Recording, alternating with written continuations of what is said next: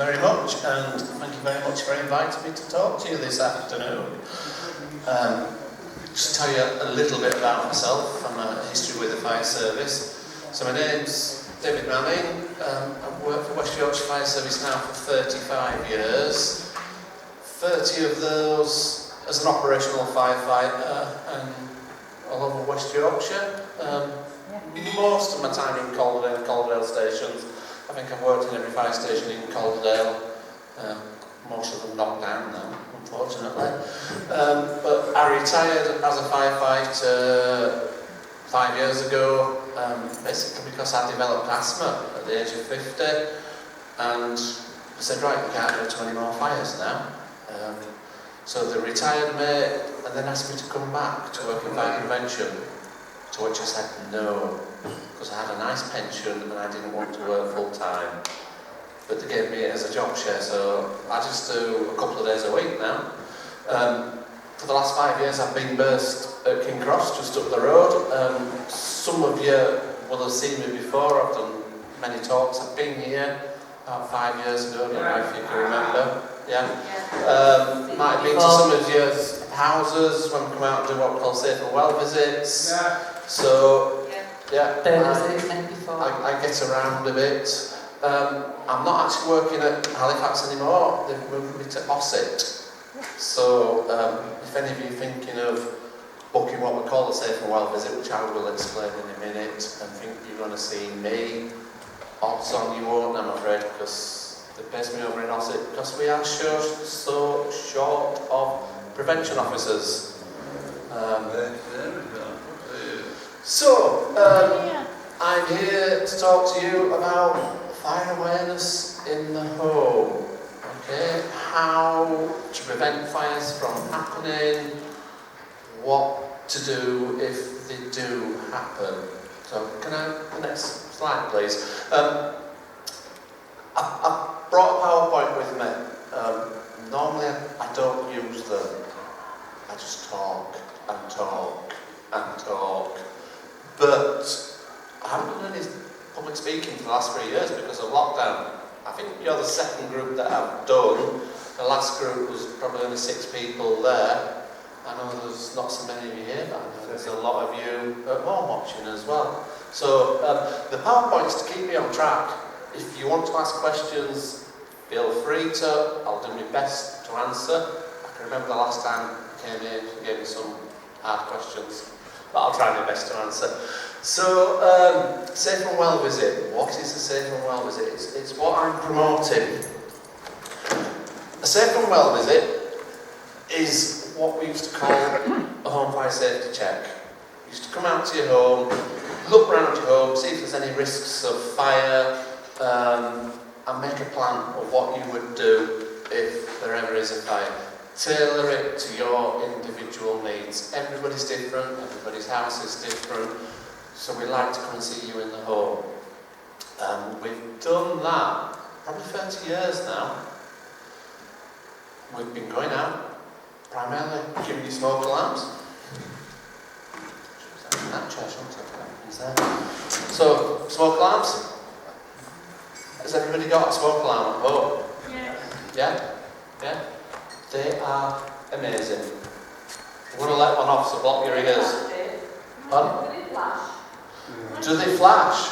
I will get on to flashing later. I will flash at you later. Or do you want to see a flashing one now? Right, let's have a flashing one. I brought 2. That's a normal smoke alarm that goes in everybody's house. But if you're hard of hearing and you can't hear it, I brought this one. And I set this up at home before I came, and hopefully it's all linked in. We'll find out now. So that's what it sounds like.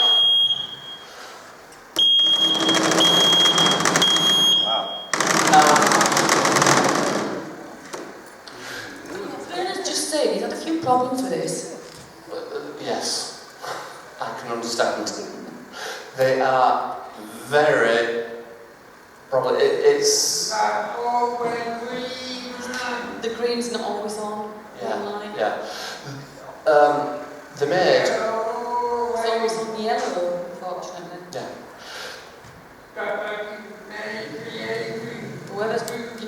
connect it up to a computer, you know, about getting rid of the yellow, how they've created that, flashing. It's not worked really effectively. Yes, I really do appreciate that. We know exactly where you're coming from because we get it all the time. We have to go back and back and back and back and back to reset them. So much so that, fingers crossed, we will not be using them for much longer. We are, well, at the moment, smoke alarms, even this bog standard one, have microchips in them. There is a worldwide shortage of microchips. Yeah? You can't buy a new car because it's got microchips in. So, the fire service, and this is national, it's not just West Yorkshire, we can't source these anymore. Fire Angel, where we get them from, English company. We found out now they import them all from China. Yeah, so we are really, really struggling to get these, and we know they're not really working very well. And if it doesn't work, we used to say to you there's two solutions.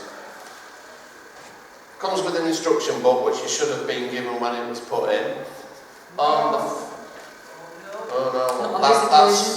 That's somebody in our department who didn't do it right. Don't tell me it was me. But either on the first page of the...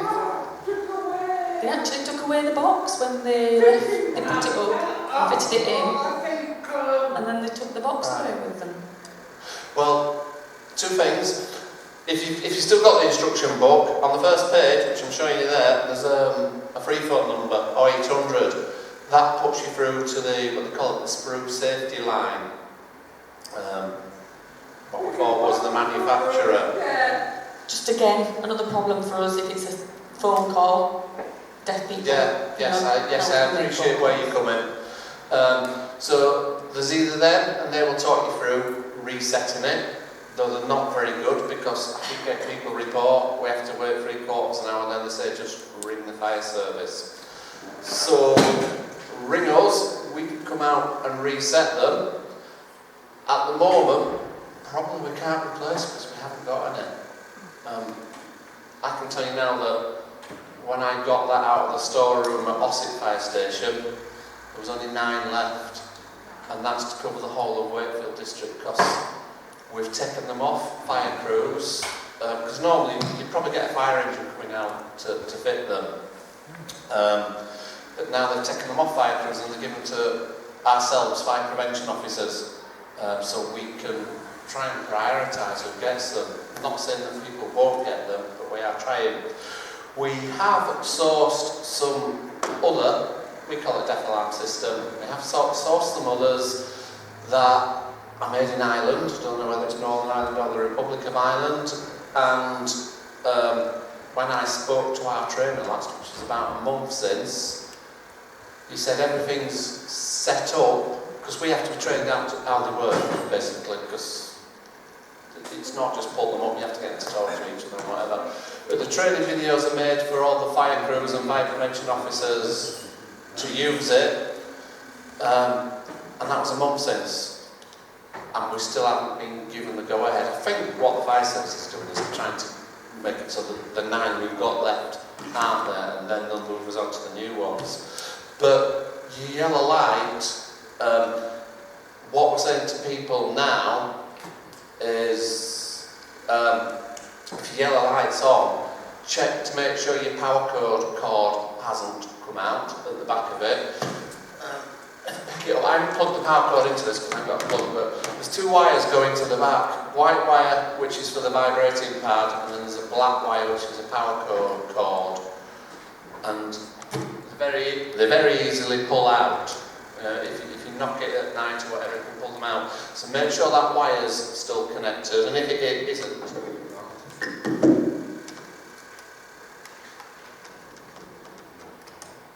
they're not the carbon monoxide, are they? They're not. No. Right.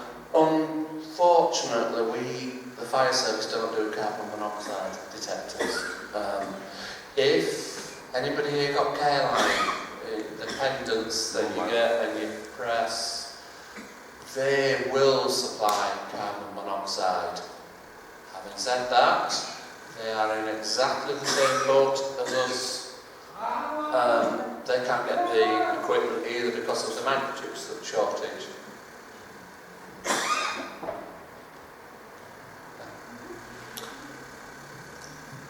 Yeah. Do you carry that around with them, the vibrating pad?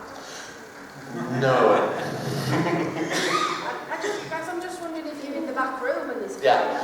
How does it work? The vibrating pad and this unit sit next to your bed. So you only get a warning for your bed? It's only in your bed. Right. Yeah. During the day, a lot of people have hearing aids in so they can hear the alarms. If that's a problem, we have strobing light units that we can put in the rooms, but you've got to be in line of sight with them. But what we tend to go for is the bed. When you're asleep, when your hearing aids are out, that's the time when you need to be woken up and know that the smoke alarm's going off. If you're totally deaf, profoundly deaf, then we can put the strobing light units around your house. Yeah. Now, I've probably jumped 10 slides on the PowerPoint. I don't know if it's just me thinking, where's this kind of halt with the development around emerging technologies? Because we have Alexa lights, we have, phones. Yeah. Is anybody looking at linking? You tend to have your phone on. It's very easy to put a plug into another plug rather than you having to provide extra. Yeah, I really do appreciate where you're coming from. A couple of years ago, one of my colleagues went to somebody's house and they had a unit that sat next to the bed, independent unit, and it was listening out all the time. So if the telephone rang or if a smoke alarm went off, it would set the strobing light off, it would set the vibrating pad off, and to us, it was brilliant because it wasn't stuck in your house. If you went on holiday, you could take it with you, in a hotel room, in a cottage, whatever.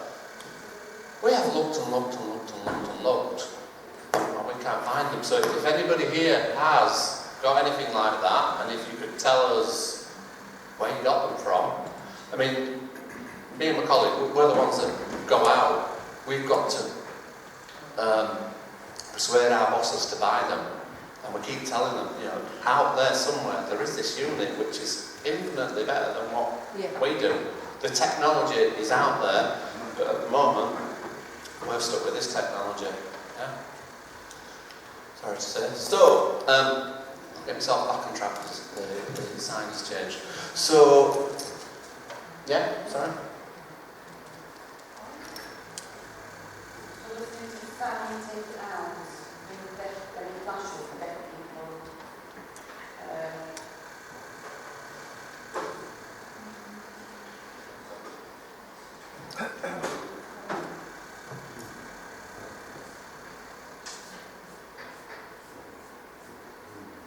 Yeah, hear people hear obviously, and the deaf people are obviously connected. It flashes. Yeah.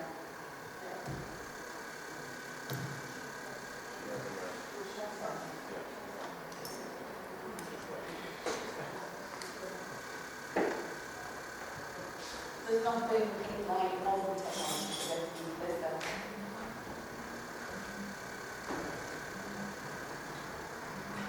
Yeah, I mean, we've got the phones as well, and we've chips in and things like that, so it's again, technology for deaf people, way behind. Yeah, I agree with you. We're behind. It just needs someone with the techno-savvy know-how to put all these things that are out there together so that they cater for deaf people. Right? So, let me just talk to you a bit about Safe and Well. So, 5 years ago, just as I was retiring, we changed the way we work. the way we come out to your house. Before, we were always pushing home fire safety, coming out, make sure you're safe from fire. And we've done it by then for 25 years, and it really worked. The amount of house fires, the amount of people getting injured, dying in houses has plummeted.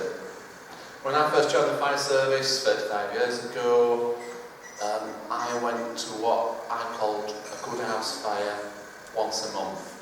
And that's where we pull up in the fire engine and there's flames coming out of every window. It's not good for you guys when the house is on fire like that, but yeah, it was a challenge to us. And it was. Once a month we went to something like that, if not more. When I came up to retirement, I went 2 years without going to a house fire, full stop. The world is a lot safer place. I'm going to set the normal one off now. So this one isn't linked to that unit. It has to be a special alarm. That's why we're running out. We've still got plenty of these not special alarms, but the special one has to. So we come out, we'll quick look around your house. Yeah, that's fire risk, that's fire risk, that's a fire risk. If there's a fire, you need to do this, that. Put your couple of smoke alarms up, bye-bye, box your uncle, off we go. 25 years of doing that, fires have dramatically dropped. If you went back 10 years ago in Coldsdale, you probably had something like 17 fire engines protecting you, 24/7 all the time, along with the specialist ones, the emergency tenders, the turntable ladders, hydraulic platforms. Right now there's only 5. No specialist fire engines. One of them's got a hydraulic platform on top of it, but it's just a normal fire engine. So we've got 5, and one of those is from Mythenroyd, that we were just talking to. So that's a part-time fire engine. It's not there 24/7. It's there when we can get enough part-time firemen to run it. But that's all we need. You know, you think I was a union rep most of my life. I'd be, yeah, need more fire engines, need more fire engines. But the amount of fires that we go to have seriously dropped. We rescue more people from car crashes now than we do house fires. Well, I can't say it's just because we've been going out doing all fire safety checks. Yeah, the world has become safer. Electrics are safer, not as many people use chip pans, not as many people smoke, etc., etc. Plus, my official advice as an employee of West Yorkshire Fire Service is that if your smoke alarm goes off, or if you know, suspect there's a fire in your house, it's get out, stay out, call the fire brigade out. I'll turn the microphone off for this bit. But in theory, what happens, your smoke alarm goes off and you think, whoa, I've left the pan on. You know, there's something that's about to cause a fire, so you don't switch the pan off, fire never happens. We never get called out, so our statistics are going down. Yeah, so like by burning the food and smelling. Yeah, burning the food, smelling the food, and you go and put it out. Yeah? What happens if the fire don't go without the fire being on fire? Say that again, sorry. What happens if the fire don't go up and there is no fire? Oh, so if your smoke alarm goes off and there's no fire? Yes. Yes. Right. Again, my official advice is, if your smoke alarm goes off, get out, stay out, call the fire alarm. So call the fire alarm, call the fire service out. So it's a 999 call, get us coming. We do not mind if it's a false alarm. You know, don't think, oh, it might not be anything, let's call. We'd rather go to 99 false alarms than 1 fire. Yeah? So call us. But if you know it's gone off, you've burnt the toast, whatever, and it's going off and it's annoying. If it's a fire alarm like this that we've fitted, and I think most are nowadays, this big button here in the middle, which you do to test it, will also switch the smoke alarm off for 10 minutes. and then after 10 minutes it will switch itself back on. You won't know it's switched back on, but hopefully in those 10 minutes the smoke, if it's from your toast, your bacon, whatever, hopefully is cleared, and then when it switches back on, you won't even know because it's not going off. The button, I'm not pressing it because I don't like the sound, is designed for a broom handle because I can't see some of the lights. But smoke alarms, yeah, there is one right up on the ceiling. They've got to be up high because smoke rises, so they need to be on the ceiling. So the button is very large and round, and it's designed for a stick, a broom handle, a walking stick, whatever, that you can just stand underneath and press it. I do that all the time. Yeah. And you have to check it every few months, do you? Right, smoke alarm stuff. Again, there's got to be a slide later, but so we're off track. But don't worry, do not worry, because I like being off track. Test your smoke alarm once a week, if you can remember, and it's just press that button, and if it beeps like that, it's working. Once every 6 months, if you look, holes all the way around the outside of it, they clog up with dust, or they get dusty. I am not saying anybody's house is dusty, but you don't dust the ceiling. So you've got to, what we recommend is the pipe off your vacuum cleaner, hold it up to the smoke alarm, and just give it a good suck out, get the dust out. I have been to fires where smoke alarms haven't gone off, and when we've climbed up onto the ceiling to find out why, every little hole was clogged with dust. As soon as we blew the dust out, the smoke alarm went off. Yeah? I've also been to fires where this saved somebody's life. Not this particular one, but it saved somebody's life and it didn't go off, it wasn't working. So just give it a clean. Pardon? Give Sorry? it a clean. Yeah, give them a good clean, yeah? But I said, I went to this fire and it saved somebody's... Can you just ask? Yeah? Sorry? He didn't know what's the worst noise, cleaning it with a hoover or actually the alarm going off. The alarm going off, definitely. Yeah, the fire I went to, the guy was asleep in his armchair, the smoke alarm was right above his head, and the smoke, the heat always goes up, it rises. It belted the smoke alarm, fell off and hit him on the head. And that's how he woke up to find that his house was on fire. Just the smoke alarm fell off the ceiling and hit him on the head. So even if they don't work, they're not entirely useless. So, going back to where I was, I'm going back to my slide that's starting to see up there. So, 5 years ago, we changed doing home fire safety checks to what we now call safe and well checks. Because the government, the NHS, the police, etc., fire service are pretty good at this, prevention. You know, they've reduced the amount of fires that they go to, saved us loads of money because we've got rid of loads of fire engines, got rid of loads of firemen. Let's do prevention. How are we going to do it? Well, the fire service know how to do it because we've been doing it for 25 years.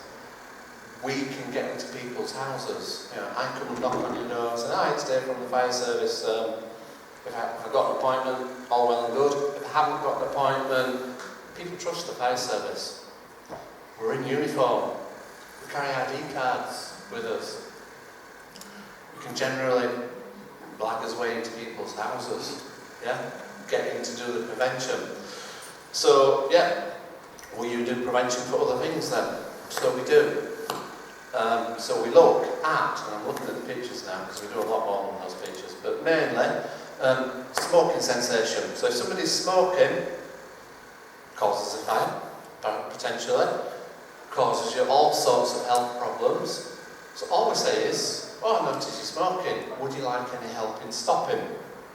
And if they say yes, then I'll refer them, and Calderdale is Smoke Free Calderdale. Service run by the council, free of charge, and they'll offer you help and advice in stopping smoking. Now, a lot of people, "Oh, I've tried to stop before, it never works." But, I can't remember what the statistics are, but it's something like 85% of people who try to stop smoking by themselves with no help will fail. And people that try to stop smoking with help from a professional will succeed. If you go to the chemist and say, oh, I want to stop smoking, can I have a Nicorette patch please? Yeah, here you go, stick it on your arm. That Nicorette patch might be equivalent of smoking 30 cigarettes a day, and you were only smoking 5. So it's going to give you more of a craving. It's going to make you want to smoke more when you take it off. But if you get one that's the equivalent to the amount of cigarettes that you smoke a day, the craving will go. So help.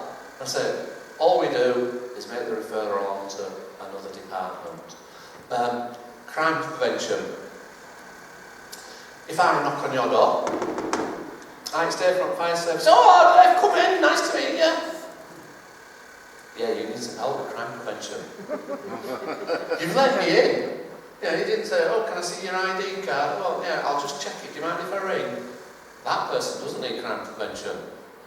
But we're looking around the house, so if we see that your windows aren't locked, or your door locks are flimsy, or you're susceptible to crime, all we do is make the referral.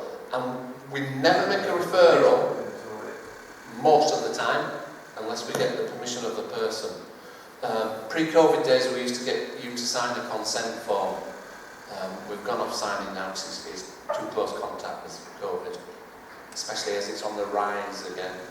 But we'll never make a referral without your consent. We can't do it. There's certain things that we will do, but that's safeguarding, because we think it's so much at risk that even if you tell us no, we're still going to do it.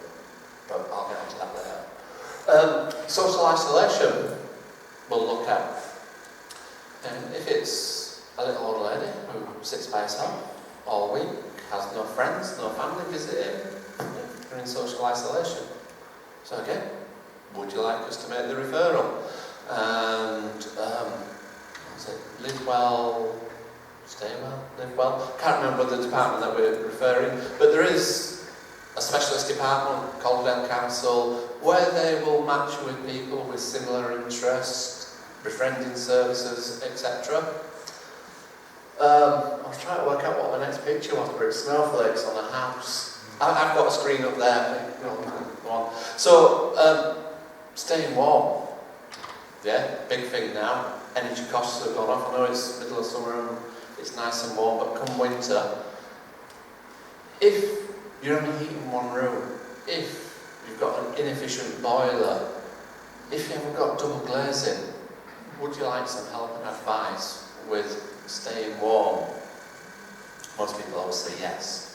Now, again, it's another service Calderdale Council offer, but I can't say, yeah, they can get you a free boiler, they can get you free insulation, they can get you this, they can get you that, they can get you that. In the past, they've done all that, and in the future, they'll do all that. But it all depends what grants they've got at the moment to cover. But we'll put the referral in, and then they'll just get in touch with you. All we are is the eyes and ears of other departments. A lady with a walking stick, falls prevention. So if you're susceptible to fall, you know, if we're looking around your house and we think, oh yeah, an extra banister going up the steps would help you going up the steps, well, would you like some help with this? How many times have you fallen in the last 12 months, etc., etc. And if they want it, we'll put the referral into the falls team. And then flames coming out of my house, what's that one? These pictures. Oh, fire prevention, yeah, we also do that one there. That's what we're mainly there for. But we're looking out for all these other things now, so we will refer you on with your permission. So don't think we're coming and spying on you and we're going to get every man and his dog involved. It has to be with your permission. Okay? So that's what we call a safe and well visit. So that's what we do now. It takes longer than a home fire safety check used to take, but we're looking at other things. And most of the time I feel like a social worker now. Okay? So can I have the next slide to remember what I'm talking about? Yes. So. Did I bring one? Yes, I did. The form that's on there. So when you ring or go on the internet to ask us to come and do a safe and well visit, home fire safety check, they'll ask you these questions. Now, it's not a case of we issue blah, blah, blah, blah, blah, and we'll come out. Now, we don't go out to everybody anymore. It's run on a points-based scheme. Yeah? So if you ring us and you live in a modern semi-detached house with hand-wired smoke alarms, man, woman, 2 kids, odds on we won't come out because you've got everything that we could do. On here, on the back table over there, I've left an array of leaflets, some of these referral forms. If you want us to come out, fill one in. I would prefer you to do it because it takes me a few minutes each one, and if I did one for everybody, I'd be here forever.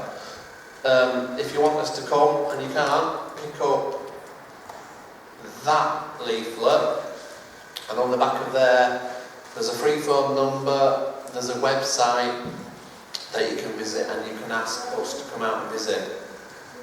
But we ask all these questions now, and you've got to score points to get us to come out. Yeah, so the questions are, I'll have to take glasses off to see this. Do you have working smoke detection in your house? Do you live alone? Is there anybody in your house aged 65 and over? Does anybody smoke? Anybody in your house that would not hear a smoke alarm sounding? Is there anyone living in your house that would experience difficulties escaping? Anyone living in your house who would not be at an increased rate? Let me start again. I'm not very good at reading now, that's why I just talk. Is there anybody living in your home who would be at an increased risk of fire because of memory issues, poor mental health, or learning disabilities? Is there anyone living in your home currently taking medication that makes them feel sleepy during the day? Is there anybody in your house who uses foam oxygen or airflow mattresses? So those are the questions that we ask you. Yeah? You've got to score 2 points to get us to come. No smoke alarms, straight away gets you 2 points. Sorry, which one was that? No smoke alarms. Anybody hard of hearing scores you 2 points. All the others score you 1 point. So it's few and far between that we don't go to. But the nice new semi-detached house with a young couple of kids, working smoke alarms, we don't want to waste our time. We'd rather go to the people that need us. So that is the referral process. I say, at the back of the room, I've left some referral forms. There's 2 leaflets. There's that one with the number and website on, or there's that one.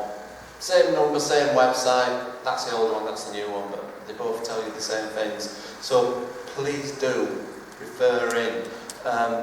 This is going on your e-newsletter, isn't it? So yeah, if you don't pick a leaflet up now and you want us, please do refer in. If you forget to get a leaflet, just Google West Yorkshire Fire Service. Top right hand corner of our website, you'll see a picture of the smoke alarm.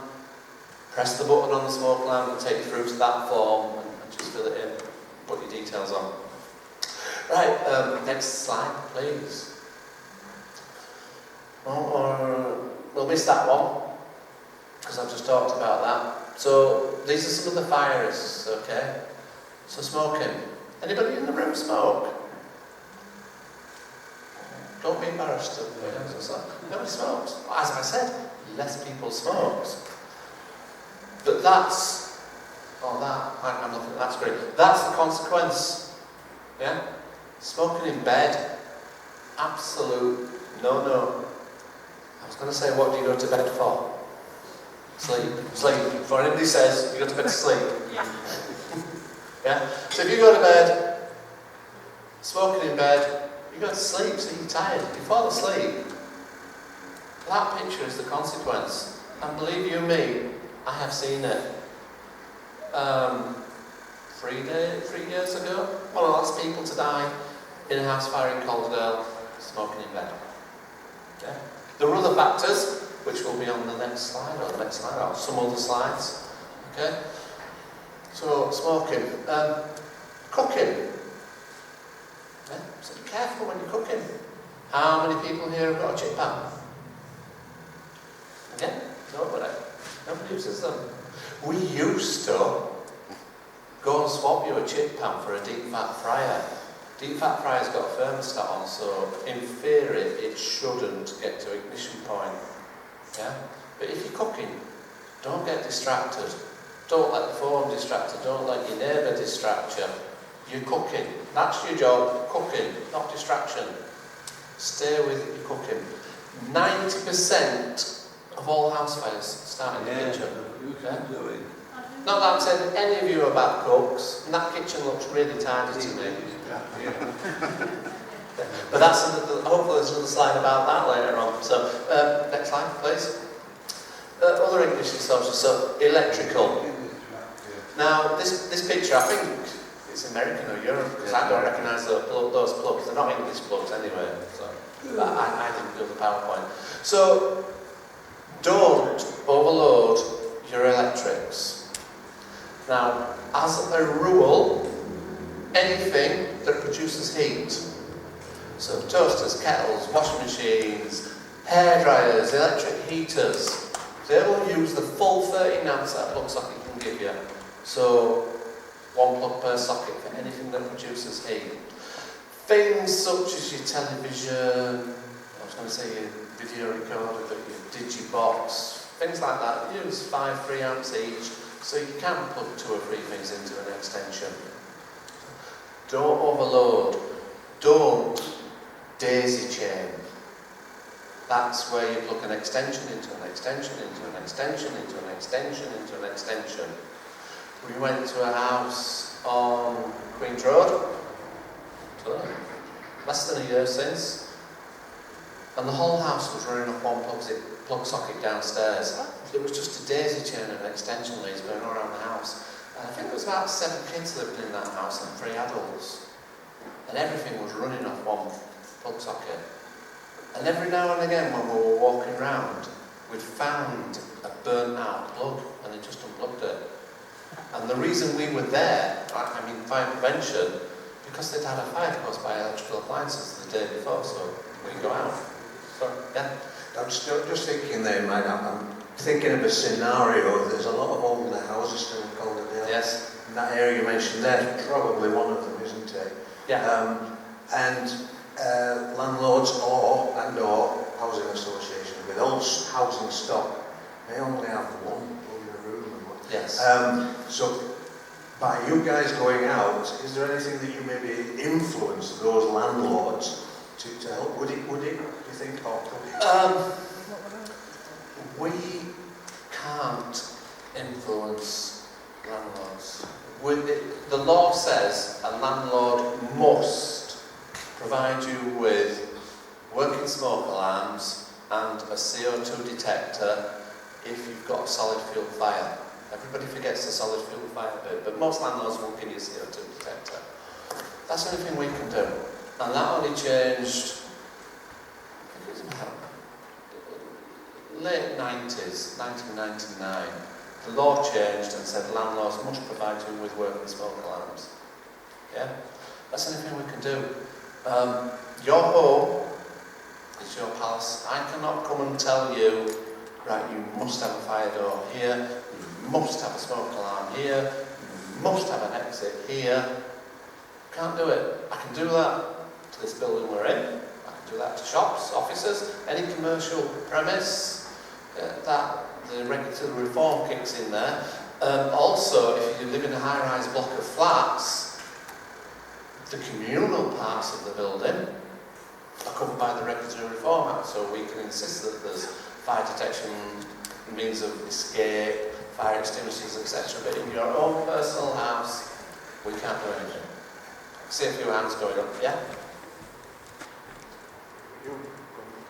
I know last April there was a change where landlords or rented properties had to be electric tested. Yes. Will that have picked up things within not working plug sockets? Yes. Right. Yeah, but that's every 5 years, the landlord's got to do a fire safety certificate. Now, there's probably a rush on them now because it's only just come in, so landlords are getting up to speed, etc., etc. So, given time, that will improve. But yes, landlords now have to have an electrical safety certificate, like they do a gas safety certificate every year. So electrics now. But believe you me, I've been in houses where they've got this electric certificate. It's just very high on the chuff. Yeah. So most landlords, yeah, but there is some still out there, I'm afraid. Can I just ask another question? Yeah. We're kind of pushing for electric cars, and there is opportunities that they provide a wire to be plugged into a normal plug socket. Yeah. Is that going to be picked up because they're not ideal for that, are they, and they can create overload? I'm just looking for an electric car at the moment. But if all your neighbours have an electric car and you're Yeah. all using the same system, You can get electric cars, and the problem with charging them once you get them, and charging them from a normal plug socket. Yeah, because if you get a charger outside your house mounted to your wall, that will be a 7.5 kilowatt charger. Now, I can only speak because I'm looking at an electric car, and I asked that same question to the salesman, and he says, oh, it's just a normal plug socket, it'll just take a lot longer to charge it. It won't take the 7.5 kilowatts out. And I'm still, in fact, I'm going to test drive a Tesla tomorrow. Remember that you asked the salesman. Yeah. Well, there is no way in this earth I can afford a Tesla, but my daughter has insisted that we go and test drive one tomorrow, so I will quiz him tomorrow. Yeah. Sorry, there's another question over here. Two questions. I think what's the when you're charging your mobile phone up, but linking it to other like devices, it's quite low, isn't it? Yes. The watts, yeah, 13 amps. Yeah. Now, there's 3 amps, isn't it, as well? yeah. Now, that's a charging plug for this unit that I've got here. Yeah. What you have to be, yes, they are really low ampage, but when that's plugged in and been plugged in for a long time, if you ever feel it, it'll be slightly warm. So will your phone charger, etc., etc. What you've got to be really careful with is if you put something on top of it, some material, a cushion, your duvet, if you charge your beds on extension lead in bed. The curtains, one of the last fires that I went to when I worked in Madenroyd was up in Old Town, and it was an adapter plug that was plugged in, been there for years, and the long curtains went down to the bottom, and they were covering it, and it had caused a fire. And when I said to the guy was out, he had working smoke alarm, so yeah, he was out, we went, put the fire out. I said, so it's electrics. Oh, that's been like that for years. And it has, yeah? But over time, just having that curtain sat on that adapter plug, and it had warmed up and warmed up and warmed up, and the wires inside it had degraded, and eventually it caused a fire. I can tell you fires on there. Right, another one, Hepton Bridge. We got the call as somebody's roof on fire, guttering on fire. So we went, we stopped outside the house where it was, looked up, no sign of fire. I was in charge of the fire engine. Knocked on the door. Oh, we've had a report that your house is on fire. No. Do you mind if I have a look round? I went upstairs into his attic rooms to be met by a wall of smoke and fire. Raging inferno. Somebody had seen the smoke leaking out from under his eaves. So, whoa, come on. And all his family was in the house. They had no idea the smoke was smoke and fire was there. So I went out, got them out, front door where I'd left my fire engine seconds before. Where's my fire engine gone? They decided, because they couldn't see any smoke at the front, they decided to drive right round and go around the back. So I then went out the back door of the house, because downstairs is alright, smoke rises, it was totally clear. And they'd gone around the back, they could see the smoke coming out of the eaves of the house, and they were walking down the street with what we call a 135 ladder, which takes 4 firemen to lift it, it is that heavy. And, whoa, put that down, put your breathing apparatus on, get a hose reel, and inside and we went. Caused by electric wiring. Overloaded sockets. And again, it's been like that for years. Why has it happened now? It's because the wire over time degrades and eventually it will set fire. Sorry, another question. I wrap it on. Question here. You know, with the extensions that are really long, and people put a lot of devices. Say, for example, if they're all 13 amp, is that okay? No, 13 amps is the maximum you can put in.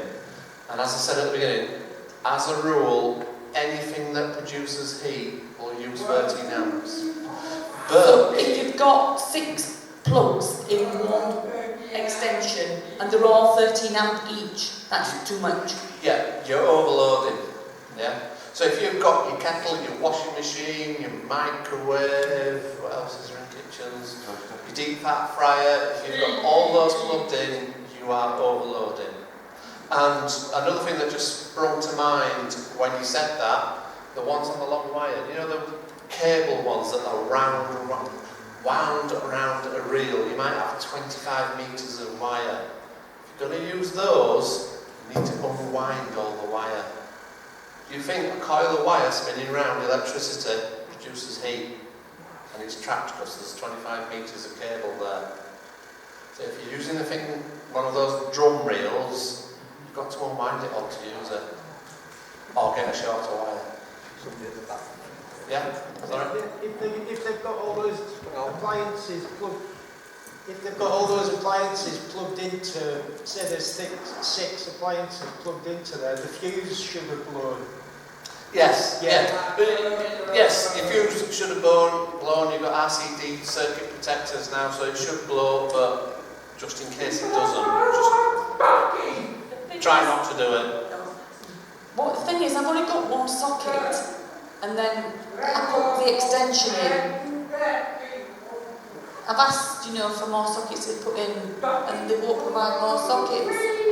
Yeah. So, if I've got the extension, and I plug in 13 amps into it, I don't know how to get around it, it's saying, because I've only got one socket. Yeah. Try It's not an old to- flat that I live in. Yeah. Try not to have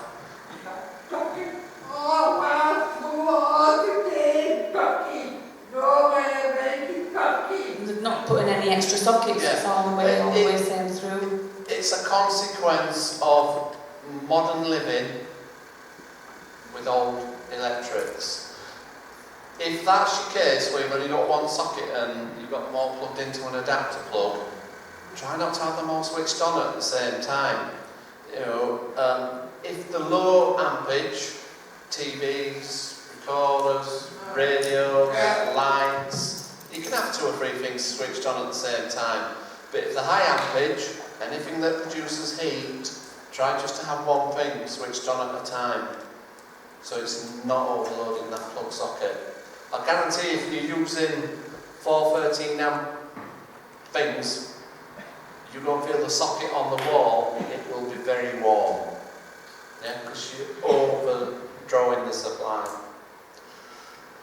Right, any more questions on that? Because I've just looked at watch, it's nearly 2 o'clock, I told you I talked a lot.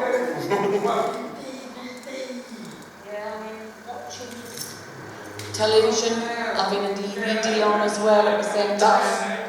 Watching television, having a DVD on, absolutely fine. A telly will use 3, 4 amps, especially these modern ones. Your DVD will use 3 amps. As long as they don't, as it says on the set, if it doesn't add up to more than 13 amps. Now, I am not an electrician, but as a rule, anything that produces heat will use your full 13 amps. What your house for? Your phone, You know? that will only use a couple of amps. Yeah, it doesn't use a lot. David, Yes? I've got an extension lead with 6 plugs, which is all I use. But I have got a foot warmer, which I use all the time. Right. Now, is that a fire hazard? Your So foot, I never warm, even give it a thought. your foot warmer's producing heat. So have that, if you can, just plugged into the wall socket, not into an extension socket. How many amps is a foot warmer? As a rule, anything that produces heat is 13 amps. I'm not saying your foot warmer is or not. I couldn't tell you because I haven't seen it. They're all different. But as a rule, anything that gives out heat, produces heat, uses 13 amps of electricity. How Yeah? will I know? Can I find it on the box? You'd have to look on the box or on the instructions that came with it if you still got it. Well, I can look at it on Amazon. Yeah, look at it. Excuse me, Amazon. What did we say when I came? Yeah, no, but eBay. I'm getting Sorry, we've been happy to a house once, I remember.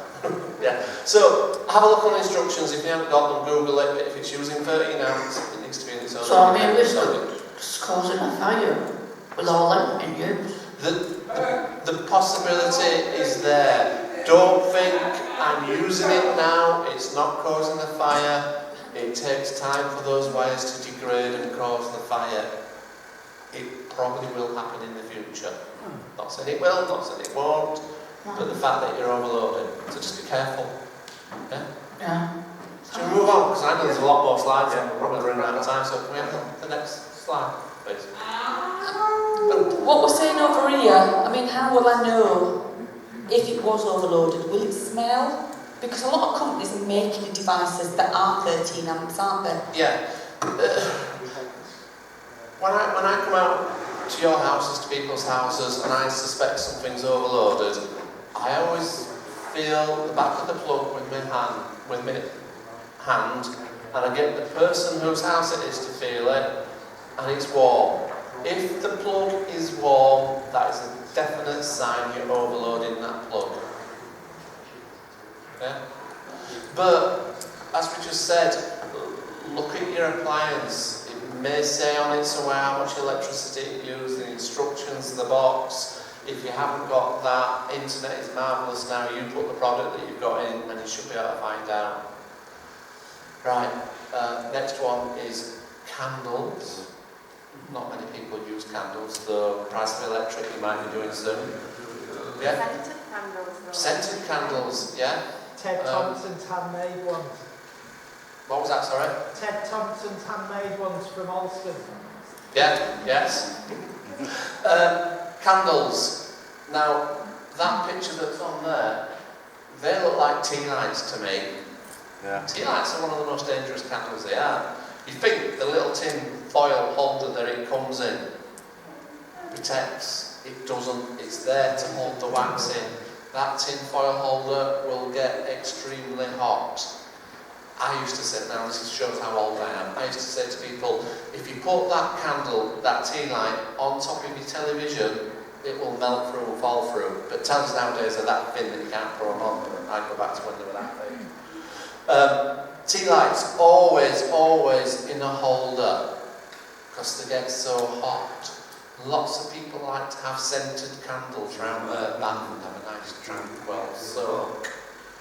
I've seen people where that was the last bath they had because the tea light has melted the fiberglass bath, and you think you're surrounded by water, and you're not, because fiberglass burns very, very well. Yeah? So candles, always in a holder. If you've got pets, don't leave your pet in the room where a candle is. It's a temptation of that waggy tail to knock the candle over. Curtains, that's a noisy cat. Point candles on your windowsill. The curtains waft in the wind and they set fire. There's a problem, I'm telling you. I watched yesterday. Someone's curtain set fire, I can't remember. Anyway, ponytail. Birthday cakes, candles. Yes, birthday cake candles. Yeah, be careful, especially with it. no offence to you, but if you've got hair, and you lean over and you blow your birthday candles out and your hair falls into it, hair is very flammable. Yeah? But I'll just tell you this funny tale. Again, Mythen Road. I did 5, 6, 7 years down Mythen Road as a firefighter. But one Halloween night, somebody put the pumpkins in the window with the candles in, and the house set on fire with 4 people in. All 4 people were rescued. Who rescued them? It wasn't the fire service. Somebody rescued them on Halloween. It made all the national papers did this, and it's 6, 7 years ago, so you never remember. Anyway, Frankenstein. There was a guy walking past, dressed as Frankenstein, going to a fancy dress party. He saw flames coming out of the window because the curtains were on fire, and he went and got them all out. So quick, your house is on fire. So rescued by Frankenstein. I once went to a fire down at Dean Clough Mills, biggest mill in Europe at some point, and there were flames coming out of 2 of the windows, and I thought, it was just the curtains that were on fire. Quick squirt and it was out, but when I first saw it, it's going to be a big job. So anyway, yeah, candles, just be careful, don't leave them unattended, always in a holder, blow them out when you're going out, especially if you've got pets. So, next slide. I'm going to try and speed up because I think we're running out of time. Alcohol, recreational drug use. Put your hands up if you use any of that. Oh yeah. Yeah. But it's, if we're coming to a safe and well visit, we'll always ask that question. Do you ever get so drunk that you will not be able to respond to a smoke alarm going off? Do you ever use recreational drugs to the extent that you wouldn't be able to respond to a smoke alarm going off? We need to know. 3, 4 Christmases ago in Rastree, a couple died. Both that drunk that they didn't respond to the smoke alarm going off. Smoke alarm went off because they were in an upstairs flat and the downstairs neighbour heard it, went out into the garden to see why there's a smoke alarm going off, couldn't see out, went back to bed. 2 days later, when this chap didn't turn up for work, they went and broke into his house and found that they'd gone to bed drunk, smoking, fallen asleep, the bed had caught fire, they were that drunk they didn't wake up, the door to the room was shut, so once it had used the oxygen up, the fire burnt itself out, and they were both dead, fortunately. So, alcohol, just be careful. Okay. So, next question. Next slide. Nice lovely clean house. Not. Yeah. So, this is a few things. And believe you me, I go to houses like that. Yeah? It's fuel to the fire. Yeah? Clutter in your house, I call it clutter. Your possessions are fuel to the fire. So the more you've got, the more intense the fire is going to be. You've also got to make sure your exit routes are clear. Yeah? Make sure you've got clear passage to get out. Especially if your sight is impaired, just think, if you've left your teddy bear on the steps and you can't see it and you trip over it, you're not going to get out. You're going to trip over it, hit your head, not make yourself unconscious, then the fire's going to get you. So try and live in a tidy house. I think there's another slide for this. Yeah, that's a clutter index. Now, number 1, nice tidy house. Number 9, floor to ceiling, clutter. When I said we make referrals, and there's certain cases where we will refer whether you say or not, anything above a 6 on that clutter index that you can see up there will safeguard you. Yeah, with or without your consent, because we need help to clear it. Yeah. But it's fuel to a fire. I've been to houses that have been on fire where they've got a number 9 score, and believe you me, it took us, not me, a couple of days to put that fire out, because it just gets so deep-seated. We've got to get everything out to make sure it's out. So, yeah. Try and make sure your exits are clear, basically. Next one. Oxygen. Anybody have home oxygen? Right. It happens that people have to be on oxygen at home. COVID has made a lot more people on oxygen. I went to see a chap a bit since he'd got long COVID, been in hospital for a while, come out with the oxygen cylinders, the concentrator unit, as you see there, because of long COVID. And I said, how long are you going to be on this for? For the rest of my life, they've told me. Yeah. So if you ever are, oxygen in itself is not flammable, but it promotes flammability for everything else. Think back to when you were at school, you put a glowing splint into a test tube full of oxygen and it bursts into flames. So, you know anybody, or if you ever go on home oxygen at home, you've got to keep away from flames. You've got to be 3 meters away. You can't, if you smoke, you definitely cannot smoke when you're using oxygen, because that cigarette will just burst into flames and burn your face. If you're on oxygen and you still insist on smoking, you've got to have been off the oxygen for 30 minutes before you smoke or go near a naked flame. Oxygen, you can't see it, you can't smell it, it's all around us now, but it's more concentrated with that, and it acts like a liquid, so it soaks into your clothes, and your clothes are full of it. That's why we say 30 minutes after you're off the oxygen, that's when you can have your cigarette. No, I'm saying you can have a cigarette, or you can go near a naked flame. So, next one. Airflow mattress. Anybody on a hospital bed with an airflow mattress? Saves you getting bed sores, things like that. Again, it's make a fire more intense. What is that, sorry? It's an airflow mattress, so for people who are in bed a lot, they get pressure sores when you're laying out on a mattress, when you're sat on a chair all the time, etc, etc. So the NHS will give you what we call an airflow mattress. It might be an airflow cushion. It's where air is circulated around to give you a more comfortable sleep, to cool the bed down. So that's what an airflow mattress is. Now, if you look at the end of that bed, hanging on the bedstead at the end, there's a pump, and it's constantly pumping air in. And if you think back to when you were a Girl Guide, Boy Scout, you blow on a fire to make it go. So if it does catch fire, it's blowing. And it's designed that if it gets a hole in the mattress, it'll just blow more air in. It doesn't shut down, it blows more air in. It tries to keep the person comfy, even though there's a hole. Yeah? Yes? For the oxygen tank, yes, I've heard about that. What about the asthma inhalers? Can you use the mic? The inhalers for asthma? The asthma inhalers, are they dangerous as well? No. Well, yes, but no. Yes, but no. They're like any They get heated up and they blow. Yes, but that's the same with any pressurised can.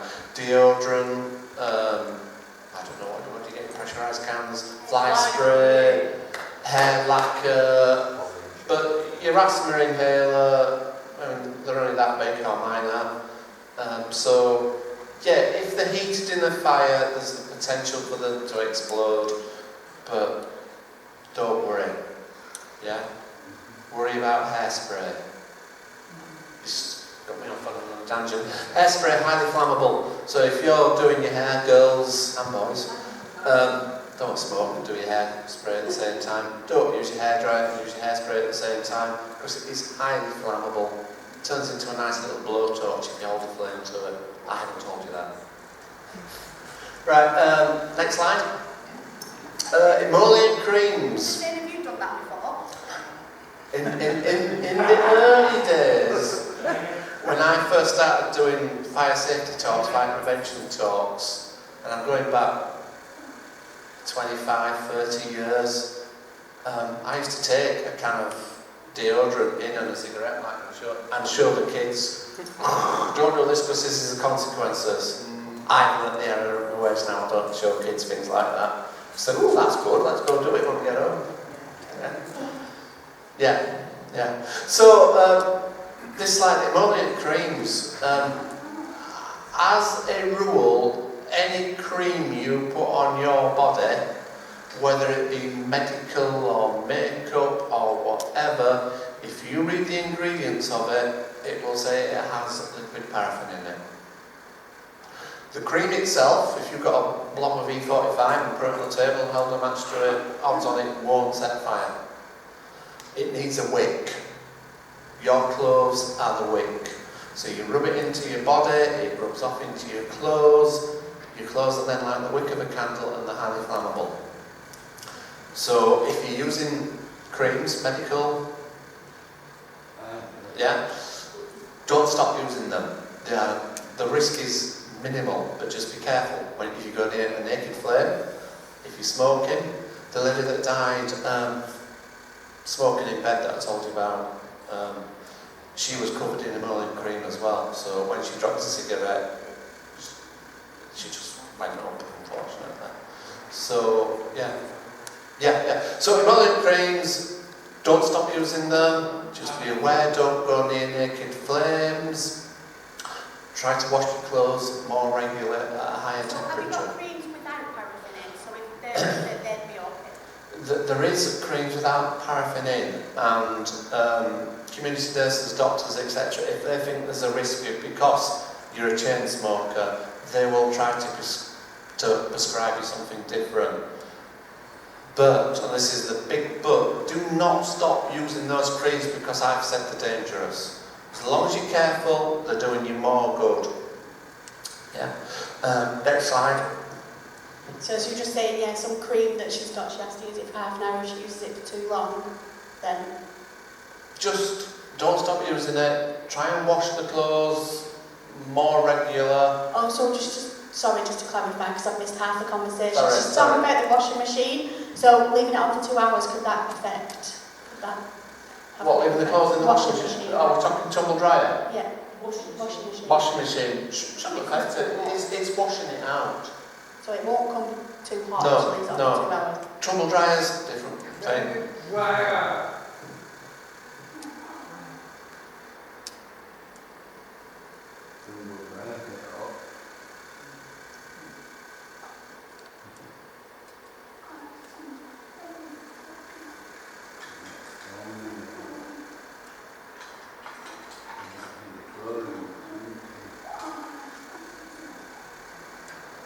So what she's saying is that she had a visit and she was advised, because she uses a lot of cream on her body, and she was talking about having her washing machine and her bed sheets in the washing machine, and she got advised not to leave a washing machine on for 2 hours because it becomes too hot. That's what somebody told her.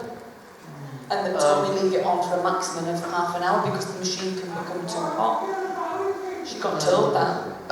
A washing machine, probably not. A tumble dryer, or it was a washer dryer. Was it a tumble dryer or a washing machine? The washing machine. Washing machine. It shouldn't, because the washing machine is washing the cream out of it, so it will reduce in the clothes. Tumble dryers, just very quickly while we're touching on those, if you've got a tumble dryer, just make sure you regularly clean your fluff filter.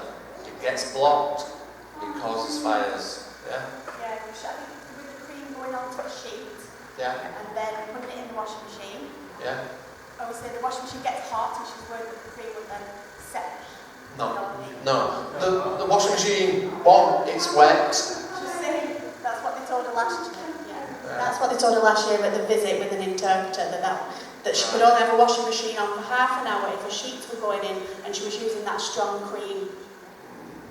No, when you're washing, it's washing the cream out. It won't totally get rid of it. It'll still be there, but it's reducing. And we recommend that you wash at a higher temperature because it gets rid of the cream more. So, washing machine, no, won't be worried. Tumble dryer, perhaps, but it depends. We've got washing dryer, we have. Yeah.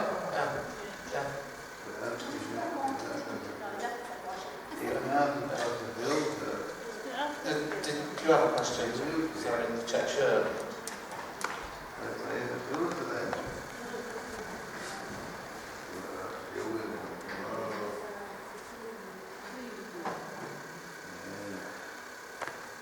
So just saying, if there's a block of flats, it's important to obviously lock things away. Is that If you live in a block of flats and you've got specialist equipment, so say you're using artistic paints and things like that, and you're using equipment that's highly flammable, should they be locked? It's dangerous because you're living in a block of flats, so should these be locked away and be notified that you've got dangerous materials in that room? Again, it's going back to what I said earlier. It's your own private dwelling.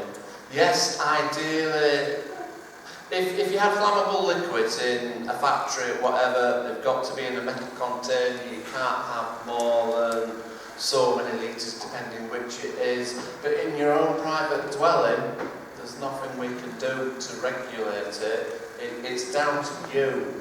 Now, if you're saying one of your neighbours is using petrol, whatever, tell your landlord, tell the housing association, tell us. They can go and have a word with him, we can have a word with him, etc. But it's your own private dwelling and there's not a lot we can do, I'm afraid. Wow! There should be some rules, shouldn't there? Because paint remover, paint, things like that are quite highly flammable, aren't they? Yeah, yes they are, but they're in most people's houses. Most people have them in the garage or down the cellar, they're there, it's just something to be aware of. I'm thinking we're down to the last slide now, are we? Don't know. Arson, well there's loads left. Yeah. Well, can we just whip through them? Arson, anybody got any trouble with arson? People threatening to set fire to them? No. Right, we'll whip round that one. What's the next slide? Guide dogs living alone. Oh. Visual impairment. Just know, if you've got a visual impairment, you'll know your way around your own house. You'll be able to get out. It's if you go anywhere else, make sure you know how to get out. Make sure your exit routes are clear. There's no trip hazards on the way. Yeah. Next one. I'm skimming through these because I know I'm well overrun. Hearing, smoke alarm. We did that at the beginning, so that's I should have told you all that. So next one. Mental health issues, disability compromised escape. Yeah, I'm going to talk about this one because. So, if you suspect there's a fire in your house, it's get out, stay out, call the fire brigade out. What we've got to talk about is if you can't get out. Yeah. Ideally, get out, stay out, call the fire brigade out. If you can't get out, get a door between you and the fire. Yeah? On this building, the door there, it's a fire door, it'll give you a minimum half-hour protection, it's probably an hour protection. Doors in your house, a box standard, what we call shell door, will protect you for 20 minutes. So you've got to get a door between you and where the fire is. Yeah? Yeah, we've just had some doors, put external doors on our flats at Rotherham Court. But they've got like a bomb which will expand when there's smoke coming on. Yeah, an incremental strip, it's called. And it's if it gets hot, it'll expand and stop the smoke coming in. But that's a proper fire door. In most people's houses, they won't have those. So if you are stuck in the property and you can't get out, it's a door between you and the fire. Close the doors. No good open. Close it. And close as many doors as you can between you and the fire. Yeah? There's always a gap at the bottom of the door. There has to be, otherwise it wouldn't open. It'll catch on the carpet, catch on the floor. Try to put something to cover that gap. Stop the smoke coming into you. Yeah? Now, it says in the book, put bedding or whatever as well, not an operational firefighter anymore, but if you can, don't put bedding there. If it's all you've got, put it there. It's just many a time I've been the firefighter that's trying to bash that door down, and if you've got your quilt there or a pillow, it's a lot harder. So just jumper, cardi, t-shirt, whatever. But if it's all you've got, pillow, quilt, whatever, stop that smoke getting into you. Cocoon yourself in a room away from the fire. Then get help coming. If you've got a phone, 999, get us coming. If you've got a care alarm pendant, press it. They'll hear the smoke alarm going off. We can link when care alarm get them back in, because they're like us with the smoke alarms, but they can link smoke alarms into your care alarm system, so that will also alert them there's a fire. But if you can't get out, cocoon yourself in a room, get help coming. If you have got no means of communication, window, scream like mad, someone will hear you. And now, bit of a controversial thing, but if there's two of you in your house, one of you's got mobility issues, can't get out, and one hasn't, can get out, the person that can get out, get out. It sounds horrible that you're leaving your partner behind, but leave them behind a closed door. Get out. Get the help coming. When we arrive in our big red fire engine, whoa, my partner's in there. Upstairs, first door on the left. Saves us 5-10 minutes searching every room till we get to him. We know exactly where he is. So we need, get outside if you're mobile, tell us where your partner is. If you're by yourself, when you get your 999 call, you say, yeah, I'm trapped inside the house, I'm at the front of the house, top of the stairs, first door on the right, wherever. Save us the time looking in every house, because I'm looking in every room, because I'll guarantee it'll be the last room that we're looking when we find you. And because we'll stop looking for you once we found you. Yeah. So, yeah, if you can, get out, stay out, call us out. If you can't, behind a closed door, get help coming. Yeah, a couple more. So, very quick, last two slides, and then smoke alarms, talked about them. We recommend a smoke alarm on every floor of the house that is occupied. So downstairs, upstairs, try to protect your exit routes, so top and bottom of the stairs. If you haven't got them, take one of those or fill one of those in and we'll gladly come out and do it. Next slide. Nighttime routines. When you go to bed at night, try to unplug or switch off as many unnecessary electrics as possible. Modern TVs now are designed to be left on. Fridges are designed to be left on. Videos designed to be left on. Things that you don't need, unplug them. Close as many doors as you can when you go to bed. Stop the fire spreading. More importantly, stop the smoke spreading. Yeah? Next slide. Make an escape plan. Think about it now. How you would get out of your house if there was a fire. How you would get out of your house if your primary escape route, the door that you use all the time, is blocked. Is there an alternative? Is there a window that opens fully? Etc. Think about it now. Plan it. When you get home, look around your house. Right, how am I going to get out? Yeah? How am I going to raise the alarm to everybody? Plan it now. Have it in the back of your head. Because if it ever happens, I guarantee you'll panic. But if it's in there somewhere, it'll come out. So just make yourself a little escape plan when you get home. You can do it now if you think it. Next one. If you can't get out, we've talked about that, stay behind the door. Next one. Referral procedure. That's what I've talked to you about at the beginning. If you ring up, we'll ask you these 9 questions, or if you go online, you'll get asked the questions. And depending on, if you score over 2, we'll come. If you get a high score, you'll get somebody like myself, a prevention officer. A firefighter on his fire engine can do everything I can do. It's just he might get called out to a fire, or she might get called out to a fire.